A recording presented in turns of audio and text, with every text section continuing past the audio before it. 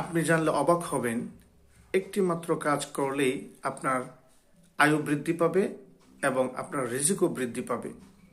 তাহলে এটা কেমন কাজ যে কাজের মাধ্যমে মানুষের আয়ু বৃদ্ধি পায় এবং রিজিক বৃদ্ধি পায়?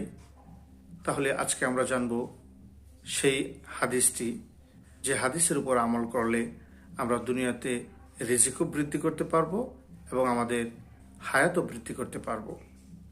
তো এই হাদিসটি আমাদের বিখ্যাত হাদিস গ্রন্থ বুখারী শরীফের 5985 নম্বর হাদিসে উল্লেখ রয়েছে, যে হাদিসটি বর্ণনা করেছেন হযরত আনাস ইবনে মালিক রাদিয়াল্লাহু তাআলা আনহু।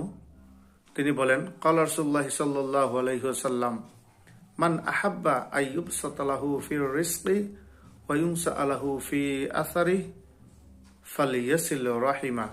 অর্থাৎ আল্লাহ নবী বলেন, কোনো ব্যক্তি যদি চায় সে তার রিজিক বৃদ্ধি হোক এবং তার আয়ু বৃদ্ধি হোক, তাহলে সে যেন তার আত্মীয়তার সাথে সুন্দর সম্পর্ক বজায় রাখে।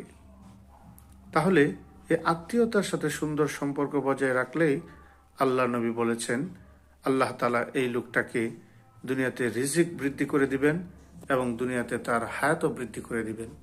তাহলে আমরা সবাই দুনিয়াতে আমাদের আত্মীয়তার সাথে সুন্দর সম্পর্ক ও সুন্দর আচার আচরণ করব, যার বদৌলতে আল্লাহ তাআলা আমাদের হায়াতও বৃদ্ধি করে দিবেন এবং আমাদের রিজিকও বৃদ্ধি করে দিবেন।